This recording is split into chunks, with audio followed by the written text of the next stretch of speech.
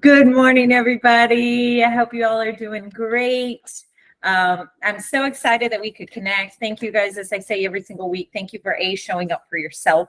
That you guys want to educate, you want to learn, and really for the entire Shift to Shore community, this is about growing our skills, growing what we know that we are capable of, and bringing those net sea experience to land in a way that's effective, that's fulfilling, and exciting. So this week, what we're going to talk about is really this whole, and as cliche as it may sound, this work-life balance thing.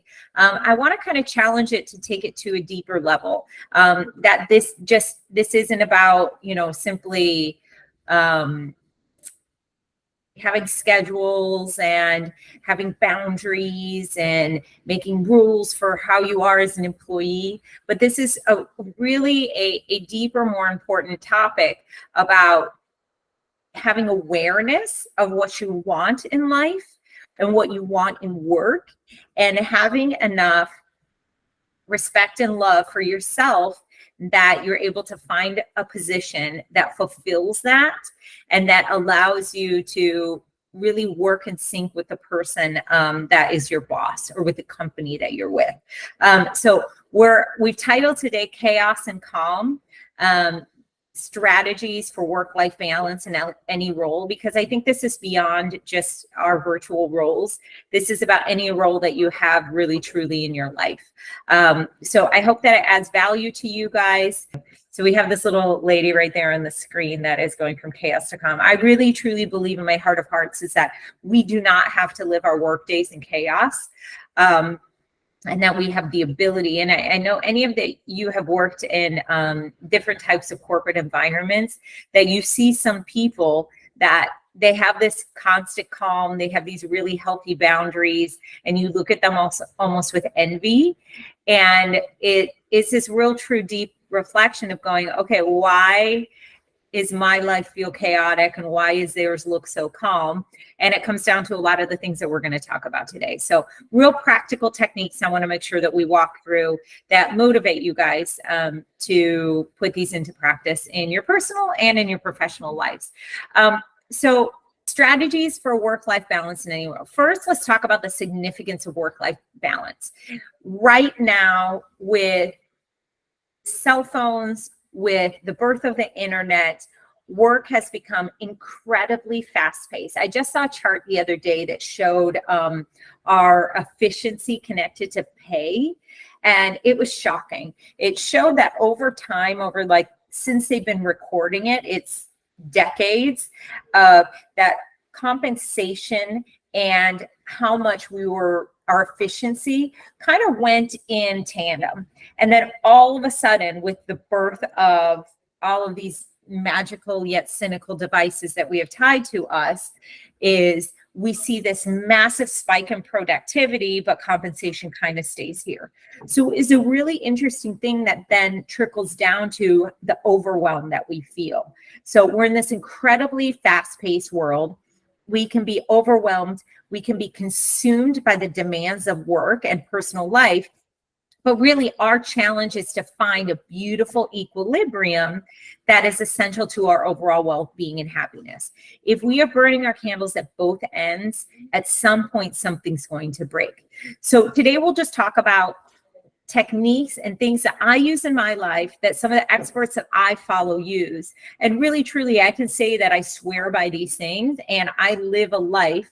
And Christian can be probably he's seen me in many, Christian and Wilhelmina have seen me in many, many years, is that I believe that I live a life of calm, of control, of something where I get to choose what goes into it. And so I would motivate you guys to desire and do that for yourselves. So the first point that we have is prioritizing time, energy, and focus. So as cliche as it may sound, time management is the key to achieving your work-life balance.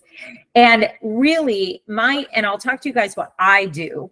My time management is that each evening before I go to bed, and if for some reason I was out late that evening and I don't do it before I go to bed, I just make it a point to get up a little bit earlier in the morning. Like today I did in the morning instead of doing it last night.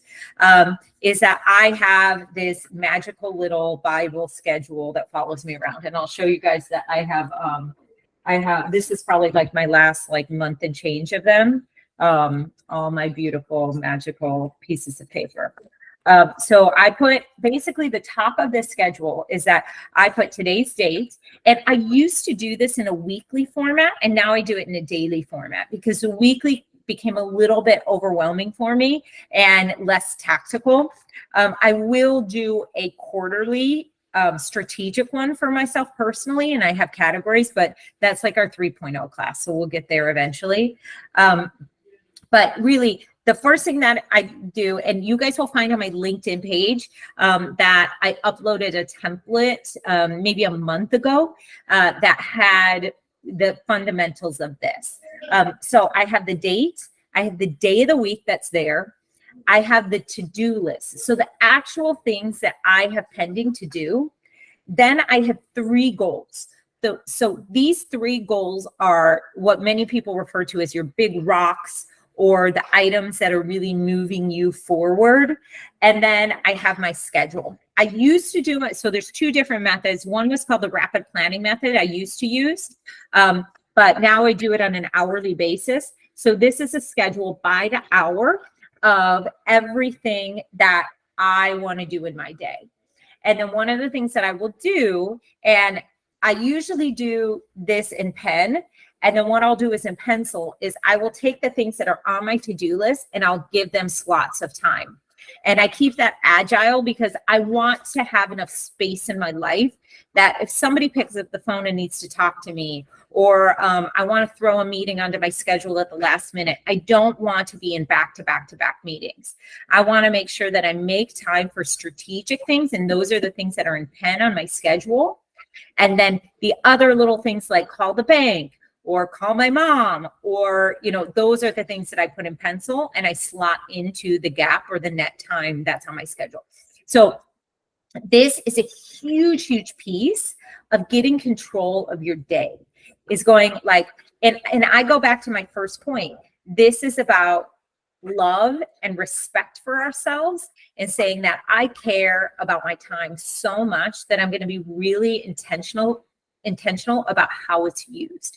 So I take 10 minutes, maybe 20 minutes to sit down, write it down, and make sure that I put the important things, the big rocks, onto my schedule. Because if not, if you're flying blind by your whatever calendar that you're using, your Outlook calendar, your Google calendar, then all of a sudden other people start taking up time. And then one of the other tips and tricks that I do is that I make sure that I block time that's important to me. So for me, when I was at Royal Caribbean, one of the things that I was finding is that I kept on being late to get my kids, is that I was committed to pick up my kids by 6 o'clock or whatever it was.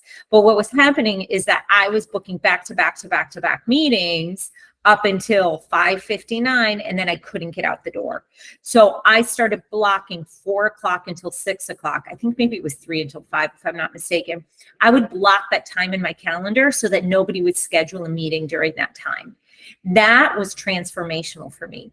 And really, that goes back to respect, is it's going, hey, I respect my time. I respect my kids. I respect my family time. And I need that gap of time at the end of my day. If you have an 8-hour day at work, it's okay to give yourself 2 hours to catch up on emails, to follow up on phone calls, to recap meetings that you had throughout the day. And so being really intentional about that time is critical. I use today about 3 o'clock until 5 o'clock is my time. The really only important meetings go into that window. And then I'm able to finish my day not feeling like my hair is on fire and I'm running out the door. So that schedule thing for me is fundamental. And Brendon Burchard is somebody who he does an hour in the morning. He does 20 minutes of yoga, 20 minutes of his schedule and 20 minutes of meditation, I think, if I'm not mistaken. And so think about what your morning or your evening routine looks like. And I find many times in my evening routine, when I'm establishing my schedule, when I look at what's on my calendar, I'm able to reflect consciously that, hey, I bit off more than I could chew tomorrow. Like, how am I physically going to get from the doctor to picking up my kid to this meeting and not be in the car and not cut people's time short? And so how do I make sure that I shift things around? So I'm like, okay, I have a one-on-one with that person. If I didn't dedicate the right amount of time for them, let's move it to the following day. My next day looks much better. So you have the ability that night before, that morning of, to shift your schedule around and prioritize things, allowing yourself space. And for me, if somebody can master doing this for themselves, then they can really transform what their days start to look like. Like, one of the things that I found that I was doing was I wasn't eating lunch. And so I'm like, oh, by the time I got to 3 p.m, I was tired. My brain wasn't functioning well. I was frustrated at myself, and I was eating a bag of M&Ms. So I found that I have to block my lunchtime in there. I would probably say 5 times out of 10, I book my lunch. But for me, it's this really important reminder of, wait, Barbara, you're not making space for this, and this is important. So I'll look at my schedule for today, my lunchtime. I have a 30-minute meeting in the lunchtime. So I'm like, okay, I'm going to really quickly, what am I going to eat? And that'll be my thought the night before or the morning of when I'm doing my planning. Or I'm going to block that following hour, because that quiet time, that marination that you need in your mind is really, really important. So first is your schedule. Next is energy levels. So when you're doing your schedule, make sure that you manage your energy levels correctly. And this is really about self-awareness. So make sure you recognize when you feel most energized and most focused, and align your most demanding tasks with those periods. So one of the things that I know is that first thing in the morning, I'm better at my social media. And so I will block 30 minutes, maybe 60 minutes, depending on how much time that I need. And I'll hit social media and emails, because I like to start out my day clean, going that, hey, I know that boom, boom, boom, boom, boom. I've scanned through all my social media. I've gone through all of my emails, and I know what are the priorities. If I don't get to do that until 12 o'clock, it's stressful for me. And then in the morning, I need time to focus versus giving energy. So I do better if I have my one-on-ones a little bit later on in the day. But my team meetings I can do in the morning. So think about when your energy levels are at the right time for you to listen, for you to contribute, for you to engage. Like, we just know that meetings after lunch, if you're somebody who sits down and has a 30-minute or an hour lunch because that's important to you, your meeting after that, you're going to drag and you're not going to pay attention because your body is digesting all the food. So make sure that hour after, maybe it's not, whatever you scheduled is not the thing where you're in front of an audience. It's where you're reading emails, or you're going through your social, or you're doing something that allows your brain to disconnect and not be in such high alert. Next one is about focus.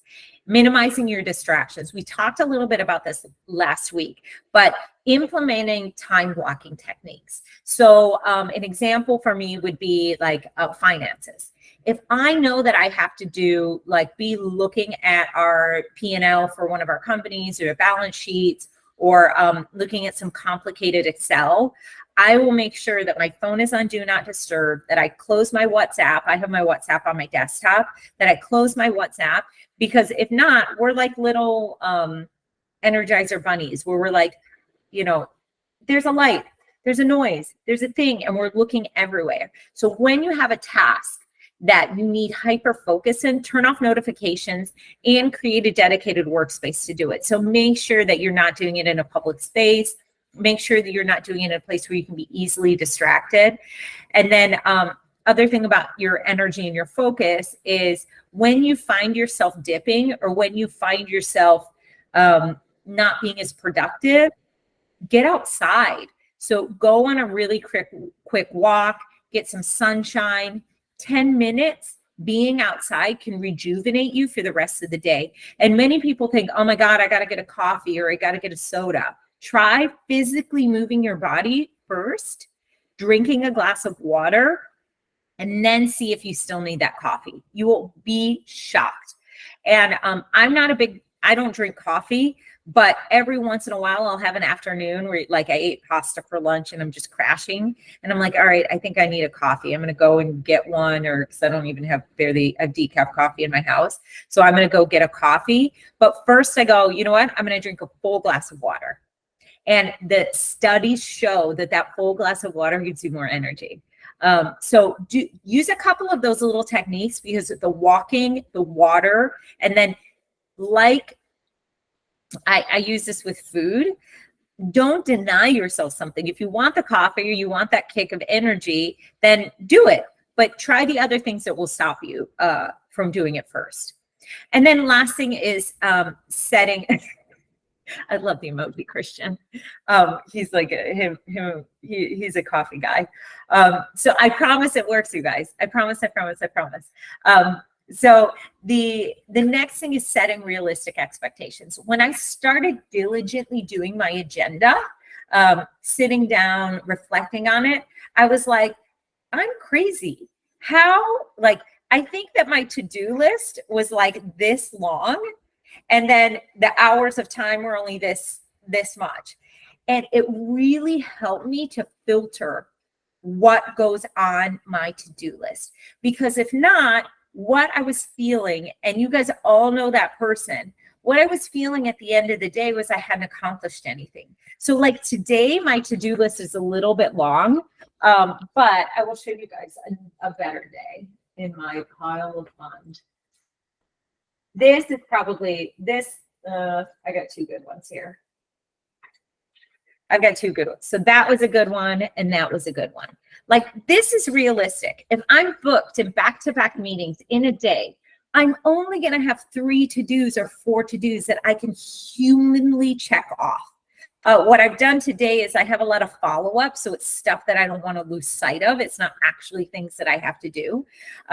So there's a couple, like I need to make a bank decision. I have one more document I need to upload there. Like, I know that the tasks are relatively small. And then I have like maybe 2 really big strategic ones that I need to schedule in time for. So by writing these things onto paper, you begin to set realistic expectations on what can be achieved in a given day. And you'll be shocked on what our brain thinks we can do and what the clock says that we can do. So next one, any questions about schedule, time? Because I'm going to go in a little bit into boundaries and expectations. No? Okay. Raise your hand if anything pops up.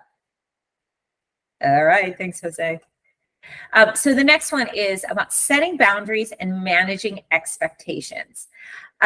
So this, if you have not read the book Boundaries, it's just called Boundaries. That's it. It is a phenomenal book. And there's actually a boundaries in relationships, a boundaries in parenting. Like, there's a couple different variations of it. It's a psychologist that talks about boundaries as a whole. And it is, and you may be somebody that has really good boundaries. I tend to have good boundaries, but it's because I've grown into that place. I didn't in the beginning, but because I've read a lot of these texts and I understand the importance of having them, it really, really transforms your work-life balance. So when you clearly define your boundaries between work and your personal life, you have to do so in terms of time and space. So you have to communicate your boundaries effectively to your colleagues, effectively to your clients, your loved ones. And in doing this, you begin to set realistic expectations for your availability and for your response times. So I have a friend who I was helping. She's a realtor. And you guys know the lives of realtors. But one of they're always on their cell phone. They're always on the road. And one of the things that she was talking to me about was that a couple particular clients were just taking over her life. Like they were calling her 7 times in a day because they wanted to talk about the paint on the outside of the house that they're not even under contract for. And so I had a good old Barbara conversation, because don't come to me with your problems, because I'm going to tell you exactly what I think. That's the beauty of the love that I have for the people in my life. Is I said, Sue, her name wasn't Sue, but I'm using that as an example. I said, Sue, is this really the client or is this you? And she was like, she was expecting me to empathize and whinge and whine with her about her clients. I said, no, I'm going to lovingly challenge you to think about what it could look like when you engage with a client for the first time. When you engage with a client for the first time, to say, hey, one of the things that's really important is my family life. So my working hours in real estate are between 9 a.m. and 6 p.m. or 3 p.m. or whatever she chose. She could say 7 a.m. to 3 p.m., Monday through Friday. On the weekends, my assistant does a showing, and after 3 p.m., I typically don't answer the phone because I'm with my kids, but I will follow up with you within 24 hours. I said, what would it look like? And she was like, the sky was falling. She couldn't imagine what it could possibly look like, And I said, would you lose business? And she was like, really, Barbara, when I think about it, I probably wouldn't, because I'm not good of a realtor. And I said, yeah, but what would your life look like? And she was like, oh my gosh, because she has little kids. And what her little kids are experiencing is watching mom on the phone being pulled into conversations with people that have a transitional relationship with her. She's helping her kid with homework, and the phone rings, and she's got to stop and think about the emotion of that child, that all they wanted was that 30 minutes with mom, that she has to go into the hallway or she has to walk somewhere else and talk about the paint color on the house. So I gave her really the emotional, the damage that she was doing to those that she loves the most by not putting these boundaries in place. And we also talked about like putting an answering service in place for her life. Like, hey, if you feel that it's important somebody answers the phone, could you tell your clients that between this time and this time I answer my phone, but after these hours, my answering service is going to blah, blah, blah, and I'll get back to you in whatever window. I highly doubt that if she has 10 people that come to her, maybe 2 people would walk away because of her boundaries that she put in place. And so I tell you the story about Sue because I think it's really, really important that we go back to our values and what's most important in our personal life and our work. Is that saying, hey, for me, work starts at this time. Like I'm a really hard rule follower that I don't look at my phone for the first hour of the day. So if you're a client that expects me to respond to you at 11 o'clock at night or at 6:30 in the morning, I'm not the right business for you. And so those seem hard things to say, but really this is the truth. As you look at who your employer is going to be and who you're going to work for, is to ask these questions. They may feel difficult and uncomfortable in an interview, and just saying, hey, what do working hours look like for you? And say, oh, well, we work from 9 to 6. And say, yeah, but after 6, like, are you connected to your phone? What are your routines in the morning? Do you have communication with your team? And this boss goes, oh my gosh, we're like up late texting until 11:30 every single night. Oh my gosh. And then we're telling jokes at 5 a.m., blah, blah, blah, blah, blah, about how miserable our lives are. And you're like, red flag, red flag, red flag, red flag, right? And if you get adrenaline and you like working in that environment, go do it. Amazing. I'm not insulting that, but most of the time that's only going to serve you short term. When you're looking at a long-term sustainable work relationship, it doesn't look like that, people burn out. And that's when it impacts your children. That's when it impacts your relationships. And then work doesn't become fun anymore. So just start thinking about what your value system is for your personal life. And that's your foundation, like your schedule. And then what is asking those right questions when you go into your professional life and who you're going to work for. So the other thing that I will say is about establishing designated workspaces and establishing signals, like my friend Sue, when you're at work or when you're off work, is that I have no qualms about, telling my team, hey guys, I have a doctor's appointment this morning. I'm going to be out of pocket. Because the old Barbara would be at the doctor's appointment with the doctor in the room texting because I didn't tell people that I was going to be out of the office, or because I just want to feel important. Because that's the core of it, right? Is that I don't love and respect myself enough to say, hey, when I go to the doctor, that could be like a morning for me. I could go get a coffee. I could go to my favorite pastry place.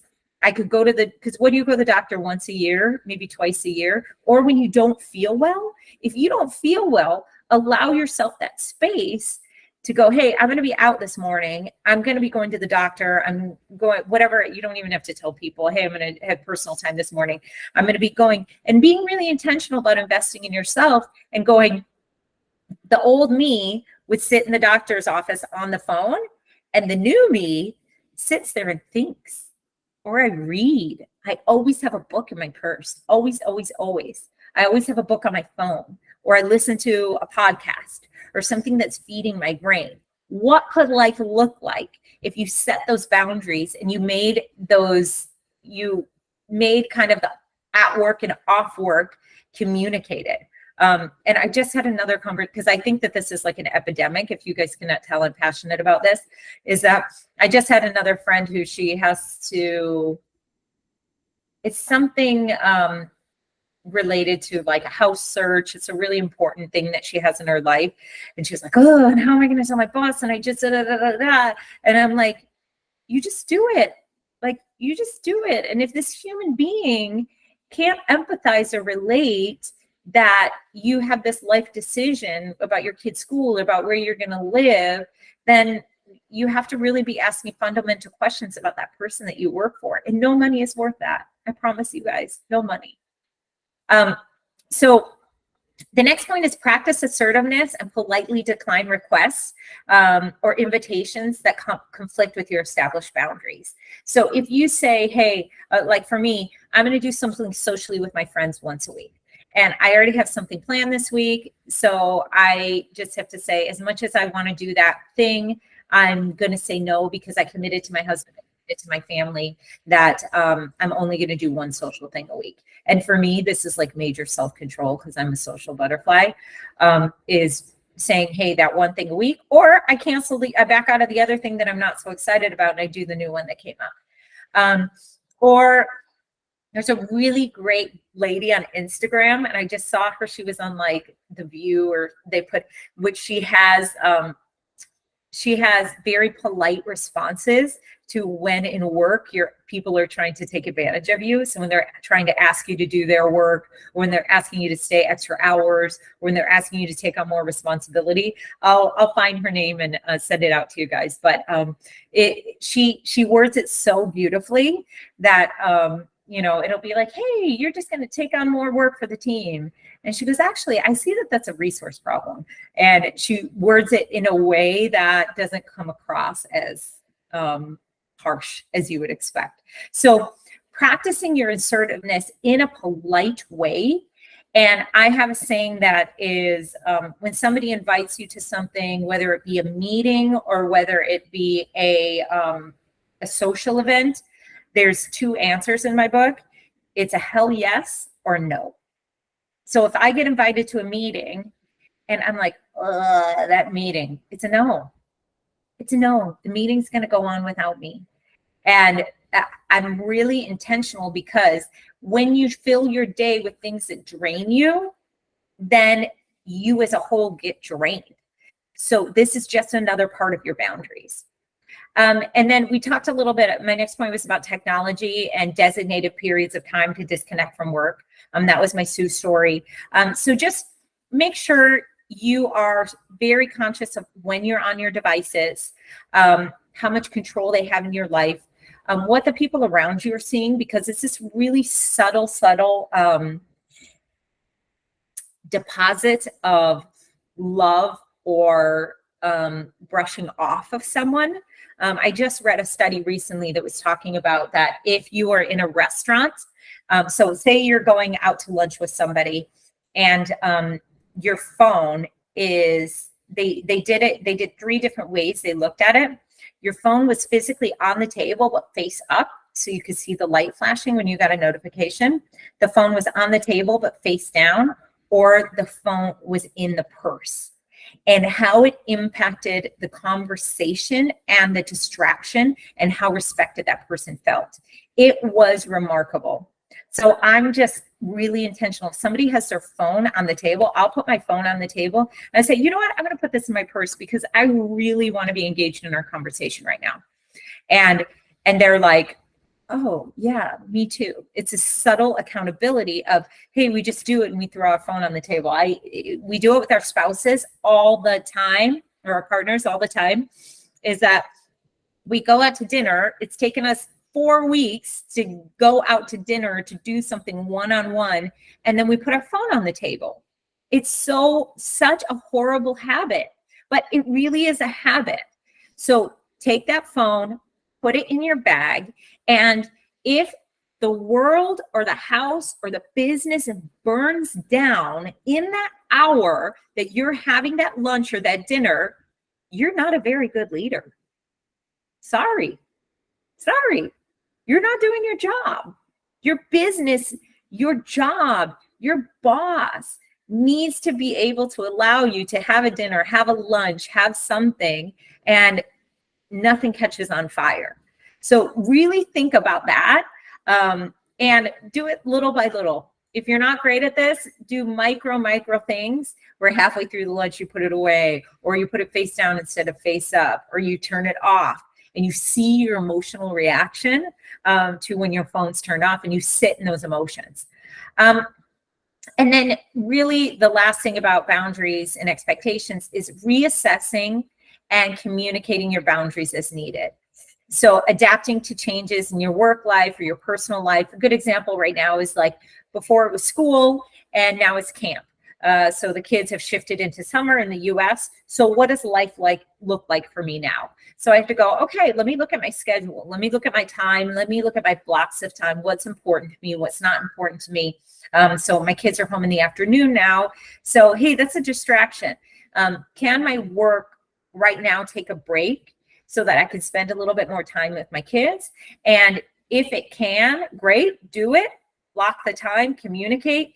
If it can't, then maybe I need to put myself at our office, or maybe I need to put myself in a different area to allow the space and the frustration. In my communication, a lot of times with people in my life, I'll be like, hey, I have this really important thing that I got to crunch out. It's going to take 45 minutes, an hour. I need focus time. Nobody bother me. And I'll lock myself in a room versus having 3 hours of distraction to knock out that project that could have taken 45 minutes. So just making sure you're conscious of your life and what changes. So the next one is self-care.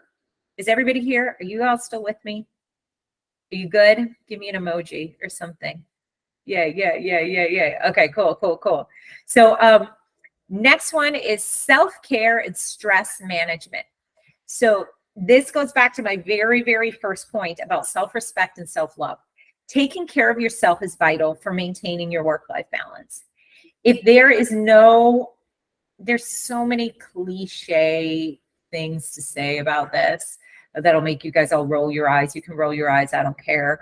But it's, if you don't have the gas in the tank, the car can't go. If you don't put your oxygen mask on first, blah, blah, blah. These are all real true things.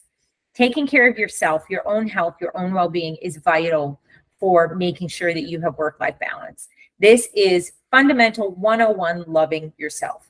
Loving yourself. If you love yourself enough to make your dental appointments, to make your doctor's appointments, to block time on your schedule to do these things, Make your self-care a non-negotiable part of your routine. And I really feel like doctor's appointments I've met so many people in my life that they don't even have time for that. And I'm like, this is not even going to get a massage. This is a doctor's appointment. This is something that you need to be doing, not when you're just sick, but once a year. If you can't find 2 hours once a year, you have something that you really need to evaluate about how much you care and respect and love yourself and your body and this vessel that is doing all this work for you. So make sure that this is a non-negotiable part of your routine. And if you're not doing that stuff for some reason, today, write down, what is that appointment that I have been procrastinating? For women, it might be a mammogram. It might be the dermatologist, especially if you live in Florida. It might be dental care. It might be, that ache and pain or something you've been ignoring. Make sure that your essential care is taken care of. And then you get to add on, once you're doing those things as part of your regular routines, what other little special things do you want to add on to what you do? Like, when was the last time you got your hair cut? Like, do you like getting your nails done? Do you like getting a massage? Do you want to go out and sit in front of a lake and just look at it and have nothing to do? That's part of your self-care beyond your doctor's appointments. So the next one is engaging in physical exercise. Remember, physical exercise is not about losing weight. This is about boosting your energy levels and reducing your stress. Individuals who exercise, the effects of the exercise are actually more powerful on your brain than taking antidepressants. And this is not about high cardio. This is about getting out there, going on a walk, seeing the sun, breathing the air. It's really true. It's more powerful than antidepressants. So when you're feeling yourself in a place of stress or frustration in your day, drop everything, go outside. Call your mom, make a phone call to the bank that you've been meeting. Don't sit at your desk sedentary. And I know you have your watches and all that stuff that can tell if you remove, but begin to go, hey, I'm going to book in that time, like the 15 minutes before I have this conference call. I'm going to go and do a couple laps. I'm just going to walk, and it's that simple. When you wake up a few minutes early, Mel Robbins, who's a really great motivational speaker, M-E-L Robbins, she talks a lot about the snooze button and how dangerous the snooze button is. I'm a snoozer 100%. But Mel does this thing that if you're a snoozer, when your alarm goes off, you need to pretend like you're a rocket ship, and you need to just say out loud 5, 4, 3, 2, 1, and you won't lay down in that bed. And actually, the thing of doing the snoozing is that when your alarm goes off and you wake up, that you come out of your REM cycle, so your deep sleep cycle. And then when you snooze and you go back to sleep, you start that cycle over again. So that's why you actually feel worse after you wake up, after that snooze 1 or snooze 2, and it's hard to get up. So try her technique of the rocket ship, the 5, 4, 3, 2, 1, and it really truly does work. And like I think I said in the last one, is that one of the things that I do is like my gym, you have to sign up for the class, and you get fined if you miss the class. So they charge you, I think, $20 if you miss the class. So girlfriend, I'm not going to leave $20 on the table anywhere. And so my butt is out of that bed and in the gym. And you should see some of the mornings that I walk in with like my one shoe on, the other one in my hand. And I'm like, I'm here, because you also have to be on time for the class. So the physical exercise is critically important. The next one is healthy sleep habits. Again, there are a couple doctors that study this, and you guys can look into it, but your sleep, again, is more important than your diet. It's more important than your exercise. How much sleep you're getting for what you actually need. Every single person is different based on the research. A lot of people, there's research out there that says 8 hours for everybody, but the more recent stuff says that every single person is different. But this is really, think about your brain. Your brain is in a cardio exercise throughout the day. So it's going and going and going and going and going and going and going. And when you go to bed is the time when that muscle gets to rest. If you don't give it time to rest, then that's when you pull a muscle, right? That's when you get injured. That's when you start feeling the effects of, oh, I don't know why I can't, your cognition starts going. And so getting healthy sleep, and it really goes down to a routine, is that you say, hey, after this time, this is when I go to bed. And this also includes, whether you want to hear it or not, your devices, is that when you lay in bed and you're on your screen, that does not count as sleep, my friends. Whatever's happening on Instagram with the funny dogs or the, your friends in whatever place going on this whatever vacation, and you get envious. This is the stuff that you're putting into your brain to marinate before you go to sleep. It's so dangerous. It's like drinking poison before you lay down in your bed. Like, I have a pile of books next to my bed. Every time I get tempted to grab my phone, I go, no, grab my book. Grab the book, where the telephone is stimulating your mind, and you're thinking and thinking and thinking, and it's not allowing you to start to rest. The book, within 10 minutes of opening the book, my head is bobbing, and I'm actually getting to go to bed. I'm reading a book called The Untethered Soul. I'm reading, Jay Shetty has a book about love that's out. I think I have 4 books that I kind of rotate through. And then I have like oldie goodies that I always go to and read. So John Maxwell, those are some of the books that I'll just pull out a chapter and just go, okay, what am I supposed to read tonight?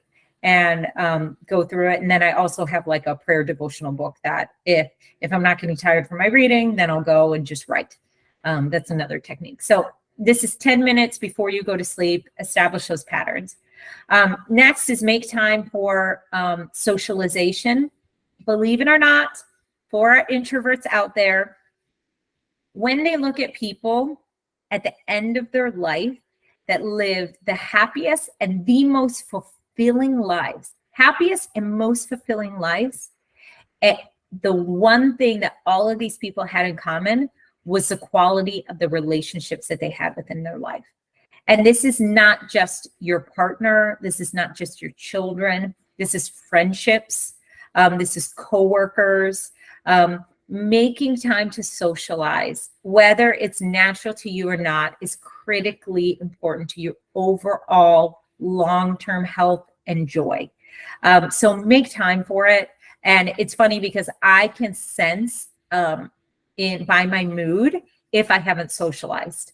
Because like I said, I'm an extrovert, I'm a super social creature. And so I need once a week to have a social night where I'm just like having a drink with my friends or doing something silly. Like you'll laugh. All my friends think I'm crazy because I like try and find the most ridiculous activities that you could possibly do. Like for my birthday, we rented a bus and we went to Goodwill, and we all, the thrift shop, the secondhand store, we bought outfits, like the most craziest outfits. And then we went to dinner, and then we went to a concert. And so I'm always looking for what is that thing that could make people laugh and push them outside of their comfort zone.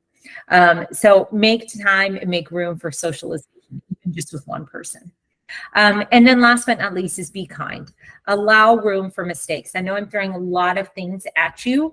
All you need to do is say, hey, once a day, once a week, this is the one thing that I'm going to focus on this week and try and get better at. Maybe it is doing your agenda. Hey, if I don't do my agenda 7 days a week, I'm okay with that. But I see the impact that it has on my life. And so when everything starts to unravel, and I'm like, hey, Barbara, the habits, the things that you got to do. And so I need to go back to those things and put them back into practice, but I'm not mean to myself if I don't accomplish it. And a lot of people are like this with diet and with exercise, is they start this internal dialogue of like, oh my gosh, why can't I get my eating under control? Or why can't I just get my butt out of bed and exercise? No, you're not allowed to have that dialogue. You're only allowed to be kind and allow room for mistakes and for being human. Okay, next one is nurturing relationships and building connections. We talked a little bit about this. Maintaining healthy relationships while managing your work commitments can be really, really challenging. So really make sure that you're prioritizing meaningful relationships and making time for them. This may be with your partner. This may be with your best friend. If you're finding that your work or what your work is asking of you or what you're putting onto your schedule is not allowing you to have space for your friendships, you really need to evaluate if it's the right work environment for you. And I have a friend who just went through this, and it was calling her at, 7 o'clock. Hey, come over for dinner. I'm still working. I have this project. I have this deadline. And this went on for months and months and months. And the core of it was a toxic boss, but what she sacrificed in her boundaries and in herself and in her health during that time was really saddening. So don't allow yourself to get to that place. Make time for those relationships and make sure that they're set in stone, that they're going to happen. And then next was find ways to do fun activities. If you need ideas for fun activities, I'll give you 100 of them.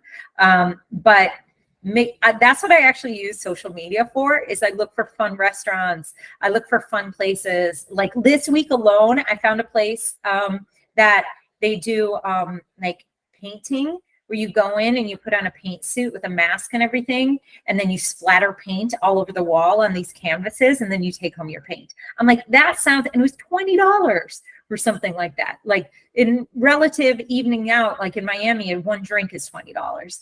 And so I was like, that's a great time. And I get to support a small business. Another one that I just saw was they're closing down a theater that they have here, an outdoor amphitheater. And this summer they're making a roller skating rink. I'm like, that's so good. You want to have people in your life that when you say, hey guys, Friday night, let's go to this random roller skating rink, that they're going to go, hell yes. So make sure that you're qualifying who are those people in your life, and it could even be a movie. Like, think spontaneously. Like, it's a Thursday night and there's a movie out. Call up 3 friends and say, hey, this movie's playing. I got 2 tickets. Do you want to come? Keep calling. And if you have to go to the movie by yourself, who cares? Who cares? It's about you making time and making space and saying that I'm worth it to have time for myself or for fun. And then build a network of like-minded individuals, even if it's virtually.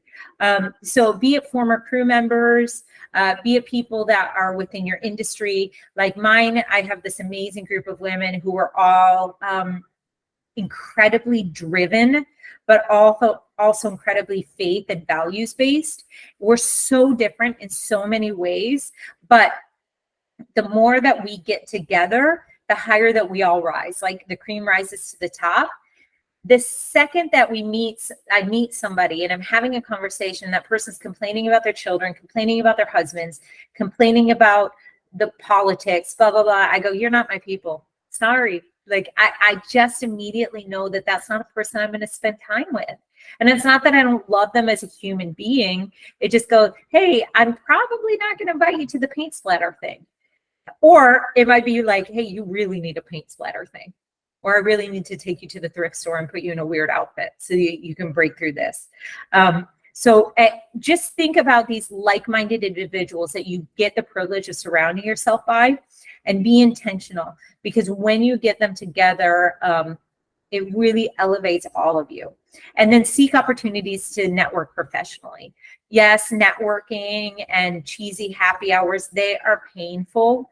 But usually at most of these professional events, they're going to have a really good speaker, somebody who's going to go and add value about something. We did one last week at the Miami Ad School. It's an advertising school. We met some of the professors. It was really cool. It was a free event for them for enrollment and for people who wanted to hire. And it was just one of those things where you go out there, you learn something. We invited one of our team members. It was me, my husband, one of our team members. And we got to meet some cool people within the industry. So make sure you're doing that. And then last but not least, volunteer and give back. This is about there's this saying that You actually are not wealthy until you are giving. When you have no tie to what you have in your life and you're volunteering, maybe coaching somebody, it may be, I went last week, once a month at the women's shelter here. It's a women and children shelter. I give a financial literacy chat. It's not even a class. We sit around the table, we talk about money, and I try and debunk beliefs. A great one from this last week was one of the girls was like, one of the women moms was like, hey, I just want to know, like, when do I get to invest in the stock market? Although I'm like, honey, no, you're not even close.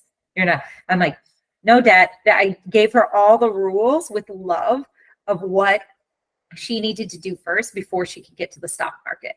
And we're just building this network of individuals who want to help each other.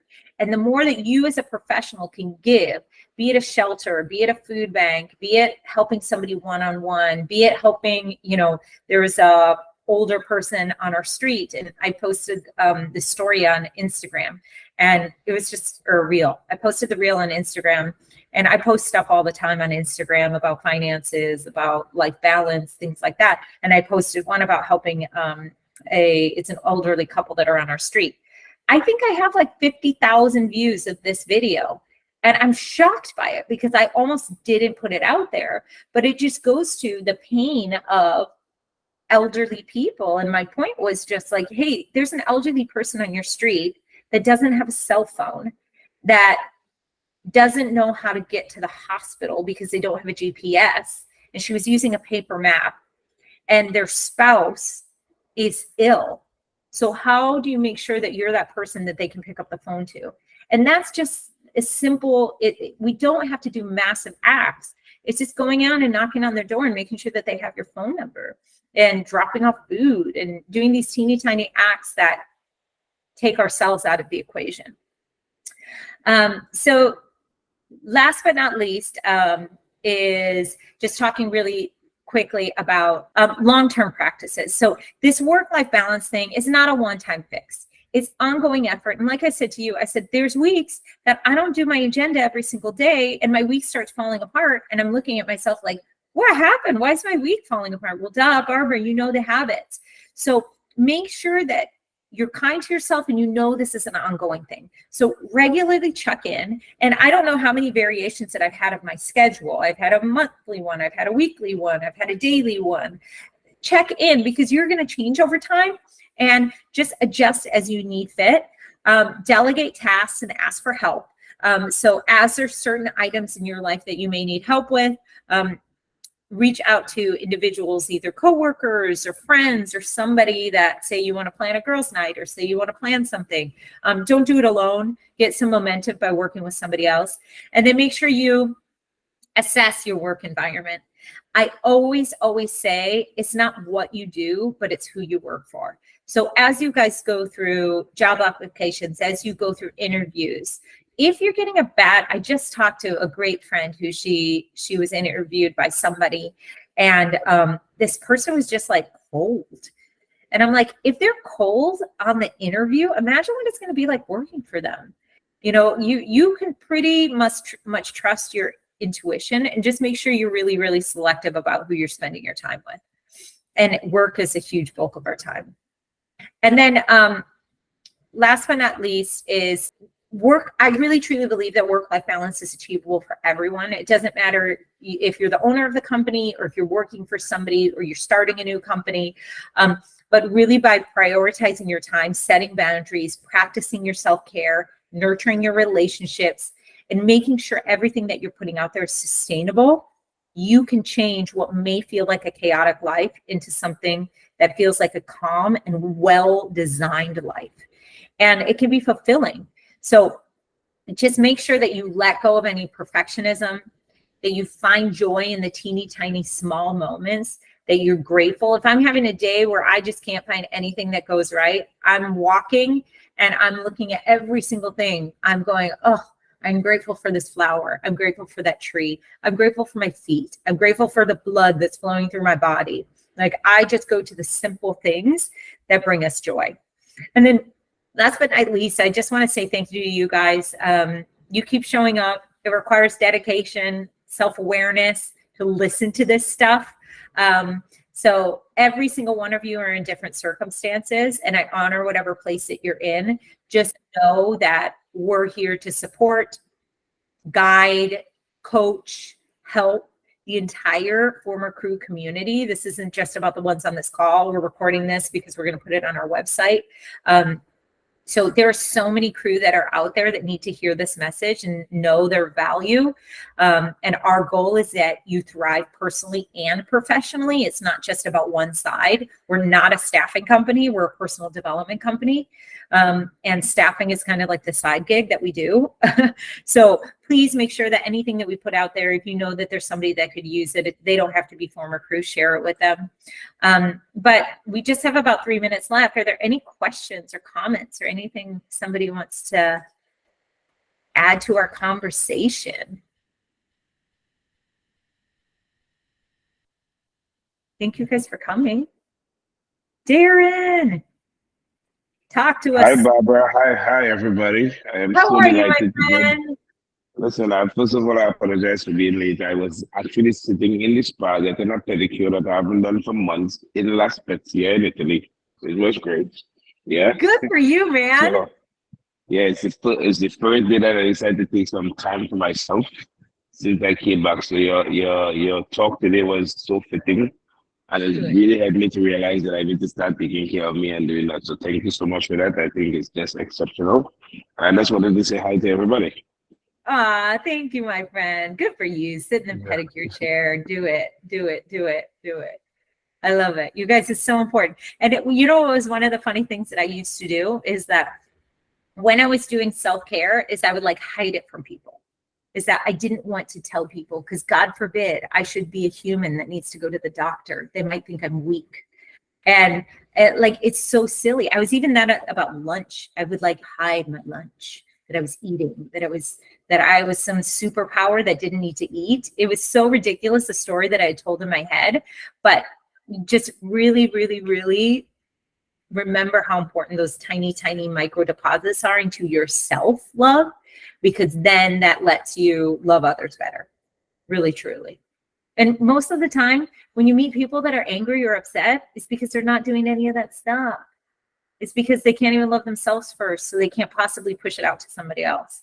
So focus on you. Any other questions or comments? Thank you guys for coming. And please stay in touch within this community. Just a couple things. We are still looking for our bingo account manager. The thing that we're really bummed, we have some really great candidates, but they're not in the South Florida area. This individual needs an account manager to oversee the bingo program for all the cruise lines, and they need to be in the Pompano Beach area of Florida. So if you know anybody, preference is a former cruise director or activities manager. Doesn't matter what year, just somebody who knows the bingo operation.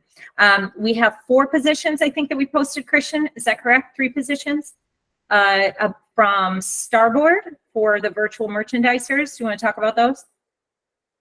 Correct. So Starboard Cruises is asking for visual merchandising manager and someone that has experience in merchandising and displays and shops, so that they can do ship visits as they come to the States, and they're docked along portside, so that they can visit the ship and see what the source and the shops are looking on board.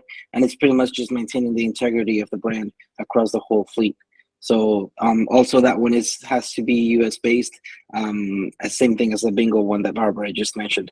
So if you know of anyone that would be interested, would be a good fit, please do refer them to us so that they can come and we can take a good look. I think, Christian, for that one, we can probably look at even central, Mexico, Central America, Caribbean. Even if there's somebody that's in that proximity that you can get close to a ship, that would be a possibility. And we're talking through that. And then eventually there'll be a European one, right? 1 or 2 European ones. Correct. We're still waiting on details from the client, but it does look like it's part of the scope as well. Okay, cool. And then our other massive contract with a huge cruise line, you guys all know, we are there. They just keep asking me these questions that are ridiculous. But we're at the finish line. So just keep an eye out for that announcement. It will be coming soon. But thank you guys for showing up. Thank you for showing up for yourselves. And we're not going to do a webinar next week. We will do it the following week. I will be at a meditation retreat next week. So we'll be doing it the following. Thank you guys for everything. Take care.